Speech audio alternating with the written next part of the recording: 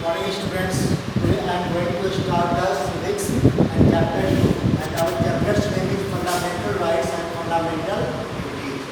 बच्चे आज के क्लास कोर्स में हम लोग फंडामेंटल राइट्स के बारे में पढ़ेंगे। हम लोग इसके बारे में चर्चा हम लोग वीडियो में कर चुके थे। तो बच्चे सबसे पहले ये जानना है, हमारा देश आज़ाद हो गया था और जब देश आज़ाद हो गया तो हम सभी लोगों ने रियलाइज किए कि अब हमारा देश, हमारा मुल्क तो आज़ाद हो गया, अब अपना एक कानून होना चाहिए।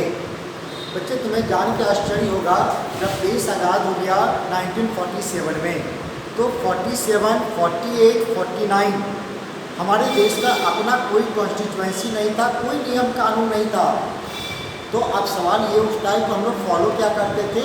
तो हम लोग अंग्रेज़ों के बनाए हुए नियम कानून को फॉलो करते थे। तो हम सभी लोगों ने महसूस किया कि नहीं, जब हमारा देश आज़ाद हो गया तो अब हमारा अपना एक नियम कानून होना चाहिए। तो हम सभी लोगों ने आपस में बैठ करके ये डिसाइड हुआ कि भाई अब एक नियम कानून होना चाहिए। और फाइनली हमारे भीमराव अंबेडकर तैयार हुए कि नहीं, मैं अपने देश का कॉन्स्टिट्यूएंसी को तैयार करूंगा। उन्होंने सभी देशों का विजिट किए, भ्रमण किए, सभी देशों का कॉन्स्टिट्यूएंसी को थॉरो वाइज पढ़े, समझे, और वो अपने देश का कॉन्स्टिट्यूएंसी जब लिखने के लिए बैठे तो उनको 2 साल से ज़्यादा उनको समय लगा और फाइनली जो है वो बन के तैयार हुआ। और 26 जनवरी 1950 को हम लोग हमारे देश में कॉन्स्टिट्यूशन लागू किया गया था।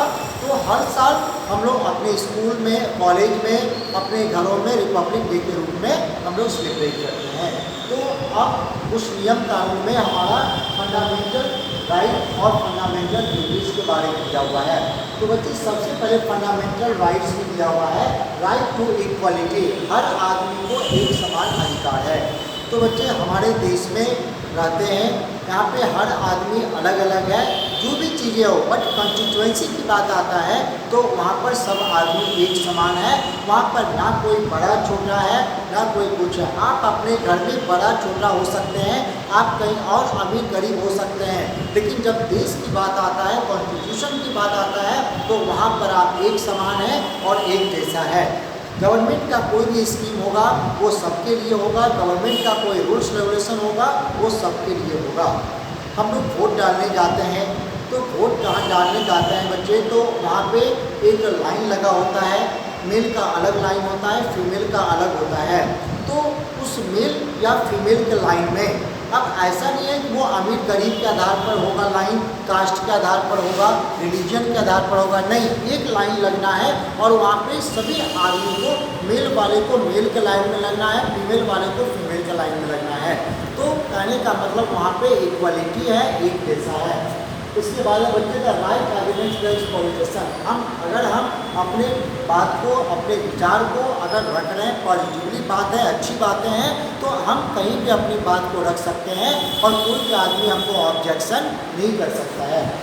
उसके बाद बच्चे का right to the freedom of religion, हमारे देश, हमारा कॉन्स्टिट्यूशन ने इस बात का हम लोग को राइट दिया है कि आप कोई भी रिलीजन को फॉलो कर सकते हैं और कोई भी आदमी आपके ऊपर प्रेशर नहीं बना सकता है, आपको धमकी नहीं दे सकता है, आपको लालच नहीं दे सकता है कि आप अपने धर्म को बदल लें। आपकी स्व इच्छा है, आप अपने धर्म को बदलना चाहते हैं तो आप बदल सकते हैं। अगर आप चाहते हैं कि नहीं, मैं जो धर्म में हूँ मैं वही रहूँ, तो आप उसी में रहें, यानी कोई भी आदमी किसी तरह का ऐसा नहीं कर सकता है। उसके बाद बच्चे cultural and educational and right, हमारे देश में हर तरह का प्रोविजंस है, आप कहीं भी जा करके किसी भी स्कूल कॉलेज में पढ़ सकते हैं और जो वहाँ का रूल्स रेगुलेशन होता है आप उसको फॉलो कर सकते हैं। जैसे बच्चे अभी तुम लोग क्लास 8 में हो, कुछ सालों के बाद 9 में जाओगे, फिर उसके बाद 10th में जाओगे, बोर्ड का एग्ज़ाम दोगे, मन में इच्छा होगा कि नहीं हम दिल्ली यूनिवर्सिटी में पढ़े हैं, हम मुंबई यूनिवर्सिटी में पढ़े हैं। तो बच्चे ये तुम्हारा देश है, तुम कोई भी यूनिवर्सिटी में चाहो तो जाके पढ़ सकते हो और उस यूनिवर्सिटी में ये ऑब्जेक्शन नहीं कर सकता कि नहीं आप पटना से पढ़े हैं तो आपका एडमिशन नहीं होगा, या आप कहीं और से पढ़े हैं तो आपका यहाँ पर एडमिशन होगा। नहीं, अगर आपका पेपर सही है, मार्क्सिट सही है, कैरेक्टर वगैरह ये सब सही है, तो आप पूरे भारत में कोई भी यूनिवर्सिटी में जाकर के पढ़ सकते हैं या हायर से हायर एजुकेशन आप ले सकते हैं। इसके बाद बच्चे का राइट टू कॉन्स्टिट्यूशनल रेमेडी, तो कॉन्स्टिट्यूशन ने हम लोग को जो भी चीज़ें राइट दिया है हम लोग उसको फॉलो कर सकते हैं। और इस तरह का कुछ सोशल इवेंट्स वगैरह होता है, जैसे चाइल्ड मैरिज नहीं होना चाहिए, चाइल्ड लेबर नहीं होना चाहिए। अगर कहीं भी ऐसा कुछ होता है तो हम कोर्ट में जा सकते हैं और हम अपने अधिकार को ले सकते हैं। तो बच्चे ये कॉन्स्टिट्यूशन ने हमको फंडामेंटल राइट्स दिया है, तो उस राइट के अंतर्गत कुछ नियम कानून भी बनाए गए हैं। जैसे यहाँ पे MISA MIS है, the maintenance of the internal ऑफ द सिक्योरिटी एक्ट। उसके बाद TIR defence of the Indian road. तो यहाँ पे इस तरह का कुछ कानून बनाया गया है, जो उस कानून के अंतर्गत जो है अगर हमको जब भी लगेगा तो हम वहाँ पे जाके उसकी अपनी कानूनी राय सलाह ले सकते हैं।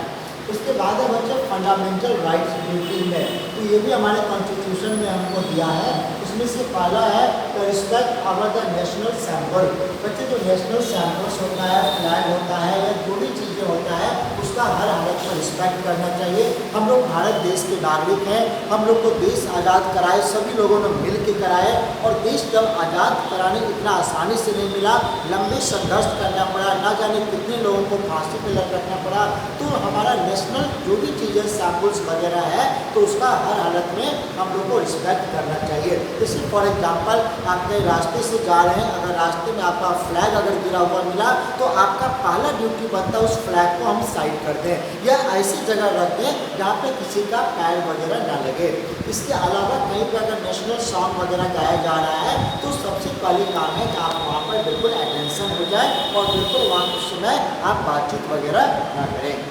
उसके बाद है बच्चे to promote the national harmony to protect our environment. तो इस तरह से हमारा फंडामेंटल ड्यूटीज है, जो हमारे इन्वायरमेंट को कम से कम हम लोग को बचा के रखना चाहिए, क्योंकि अगर पेड़ पौधा है तभी हम लोग का लाइफ भी है, अगर पेड़ पौधा नहीं रहेगा तो हम लोग का लाइफ भी नहीं रहेगा।